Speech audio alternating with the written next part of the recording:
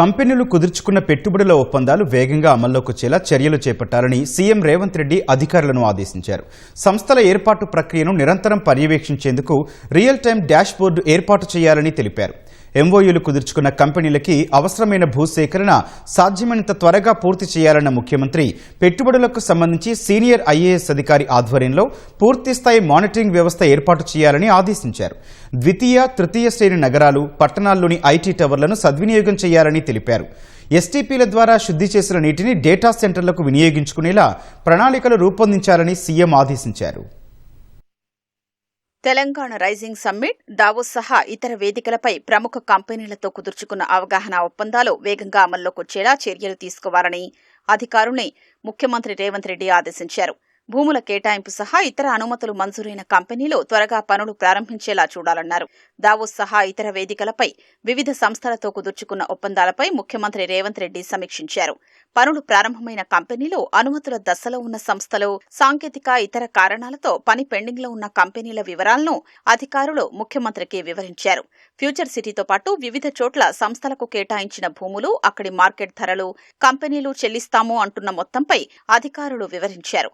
ప్రభుత్వ విధానం ప్రకారం ప్యూర్, రేర్ ప్రాంతాల్లో సంస్థలకు భూములు కేటాయించాలని రేవంత్ రెడ్డి సూచించారు. పెట్టుబడులకు చెందిన అనుమతులు వేగంగా ఇవ్వడం సహా ఆయా కంపెనీలు పని త్వరగా ప్రారంభించేలా ప్రత్యేక దృష్టి సారించాలని సీఎం ఆదేశించారు.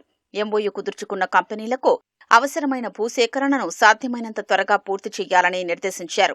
కంపెనీలకు కల్పించాల్సిన సౌకర్యాలు, భవిష్యత్ అవసరాల వివరాలు తెలుసుకుని ప్రణాళికాబద్దంగా ముందుకు సాగాలని అధికారులకు సూచించారు. ఎస్టీపీల ద్వారా శుద్ధి చేసిన నీటిని డేటా సెంటర్లకు వినియోగించుకునేలా తగిన ప్రణాళికలు రూపొందించాలని ఆదేశించారు. పెట్టుబడుల ఒప్పందం కుదుర్చుకున్న సంస్థల్ని 3 కేటగిరీలుగా విభజించాలని సీఎం రేవంత్ రెడ్డి సూచించారు. మల్టీనేషనల్, మార్కెట్లో పేరు, పరపతి ఉన్న కంపెనీలకు తొలి ప్రాధాన్యమిచ్చి ఆయా సంస్థలు త్వరగా పనులు ప్రారంభించేలా చూడాలన్నారు. వేగంగా ఎదుగుతున్న కంపెనీలు, భవిష్యత్తులో మంచి ప్రతిభ కనబరుస్తాయనుకునే సంస్థలకు ప్రాధాన్యమివ్వాలని, మిగతా కంపెనీల్ని ప్రాధాన్యంగా తీసుకుని పెట్టుబడులు పట్టాలెక్కేలా ప్రేరణ కల్పించాలని సీఎం అధికారులకు సూచించారు. పెట్టుబడుల సాధనకు రాష్ట్రాల మధ్య ఉన్న పోటీతత్వాన్ని అధికారులు గుర్తించాల్సిన అవసరం ఉందన్న సీఎం రేవంత్ ఆ విషయంలో ఎప్పటికప్పుడు అప్డేట్గా ఉండాలని దిశానిర్దేశం చేశారు. ఫ్యూచర్ సిటీ కార్యాలయం పనులు త్వరగా పూర్తి చేసి అక్కడే ఎంఓయూల అమలు, పురోగతిపై నిరంతరం పర్యవేక్షించాలని ముఖ్యమంత్రి రేవంత్ రెడ్డి అధికారుల్ని ఆదేశించారు.